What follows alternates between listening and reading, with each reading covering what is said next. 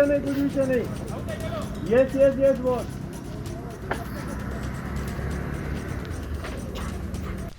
Saint Philomena school Kalanagar church समोर jail road Nashik road या ठिकाणी वंदना जगताप यांचं फळ फ्रूटचं 14 वर्षांपासून रस्त्याच्या कडेला दुकान आहे।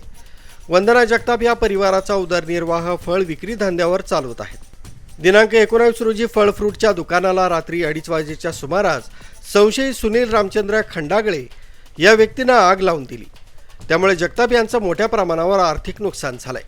अक्षय तृतीयेच्या पूर्वसंध्येला लाखो रुपयांचं आंबे जळून खाक झालेत। अक्षय तृतीये दिनी आंबा या फळाला खूप महत्त्व आहे। आंबा हा फळांचा राजा मानला जातो। अक्षय तृतीयेला प्रत्येक घरात आमरस हा प्रामुख्यानं बनवला जातो। 3.5 मुहूर्तांपैकी हा एक पूर्ण मुहूर्त आहे। त्यामुळे कोणतेही नवीन काम सुरू करण्यासाठी हा दिवस सर्वोत्तम मानला जातोय।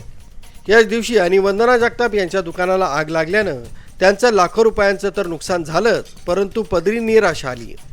या घटनेमुळे जगताप या आर्थिक संकटात सापडले आहेत। त्यांना आता अपेक्षा आहे ती आर्थिक भरपाईची आणि पोलिसांकडून संबंधितांवर योग्य कारवाई करून न्याय देण्याची। आगीत झालेलं नुकसान 1,09,200 रुपये इतकं असून संशयित नामे सुनील रामचंद्र खंडागळे हा जगताप यांच्या दुकानाशेजारी बॅग व स्कार्फचं दुकान लावत असून तसंच रात्री रिक्षा चालवण्याचा व्यवसाय करीत असतो।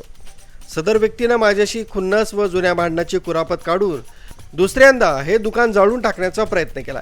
सदर व्यक्तीनं माझ्याशी बऱ्याच वेळा भांडण करून मला धमकी देखील दिली आहे की तू इथं कसं दुकान लावते हे मी बघतोच, असा दम दिला होता। दिनांक 3 एप्रिल रोजी सुद्धा संबंधित व्यक्तीनं माझ्या दुकानाला रात्रीच्या वेळेस आग लावून 1,60,000 रुपयांचं नुकसान केलंय। याबाबत नाशिक रोड पोलीस स्टेशन इथं तक्रार करून सुद्धा अद्याप कुठलीही कारवाई झालेली नाही, असा थेट आरोप पीडित महिला वंदना अविनाश जगताप यांनी केलाय।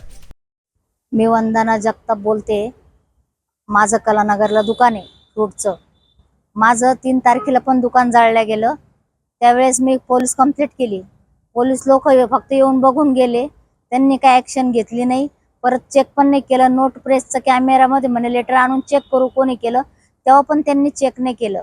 त्याच्यानंतर काल रात्री मी माल आणला आंब्याचा, 1 लाख रुपयाचा आंब्याचा माल भरून आणला उधारी अक्षरशः, आणि मी काल दुकान लावलं। रात्री 2-2:30च्या दरम्यानमध्ये माझं दुकान जाळून टाकलं। आणि दुकान जाळल्याच्या नंतर माझ्या मुलाचे जे मित्र आहे त्यांनी या रिक्षावाल्या माणसाला, माझ्या शेजारी जो दुकान लावतो त्याला डायरेक्टली पळताना पाहिलं, तर त्याच्यावर संशय आहे। आज माझं एवढं नुकसान झालंय, तो 3-3.5 लाख रुपये माझं दोन्ही माळाचं मिळून नुकसान झालंय। मी गरीब बाई आहे, मी कुठून पैसे आणणार एवढे भरपाई? मी लोकांकडून अक्षरशः उसने पासने पैसे करून माल आणला। अक्षय तृतीया असल्यामुळे माझं पोट त्याच्यावरच चालतं। माझ्या मागे कोणाचा सहारा नाही। माझा मुलगा आणि मीच आहे, आणि एक लहान मुलगी मला। भाड्याच्या घरामध्ये राहतो आम्ही, कुठून आणणार एवढा पैसा पाणी मी? पोलीस लोक काहीच ऍक्शन घेते नाही। रात्री पण पोलीस कंप्लेंट केली, मी सगळं केलं, तरी त्या माणसाला त्यांनी सोडून दिलं। सकाळी म्हणे पहिले पण मी कंप्लेंट केली ती, मला साहेबापर्यंत त्यांनी नेलं नाही। माझी साहेबासंग मुलाखत पण करून नाही दिली। आता पण सकाळी बोलले 10 वाजता या, भेट करून देतो। मी फोन केला तर म्हणे ठीक आहे, म्हणे साहेब येतील तेव्हा या। त्याने काहीच ऍक्शन घेतली नाही त्यांनी। माझा मुलगा पण होता, माझ्या मुलांनी स्वतः, माझ्या मुलाच्या मित्रांनी त्याचा पिछा केला। दत्त मंदिर जवळ सिग्नल जवळ त्याला धरलं आणि त्याला गाडी सगळं पोलीस स्टेशनला जमा केलं। तर पोलीस लोकांनी त्याला, मी बोलले तर रात्री पोलिसांना केला जमा करून घ्या, पोलिसांनी जमा नाही केलं। फक्त त्याचं नाव ऍड्रेस वगैरे लिहून त्याला सोडून दिलं। त्याची गाडी फक्त जमा करेल त्यांनी। पाहिजे माझं आज एवढं नुकसान झालेलं आहे, मला भरपाई पण पाहिजे आणि मला न्याय पाहिजे। माझा मुलगा आहे ना इथे झोपलेला होता, पण तो बोलला मम्मी मला तहान लागली होती म्हणे, त्याच्यामुळे मी पाणी आणि चहा वगैरे घ्यायला गेलो। तेवढ्यामध्ये म्हणे मला फोन मित्राच की अरे तुझ्या दुकानाला आग लागली। तर तो तसंच गाडी घेऊन पळत आला।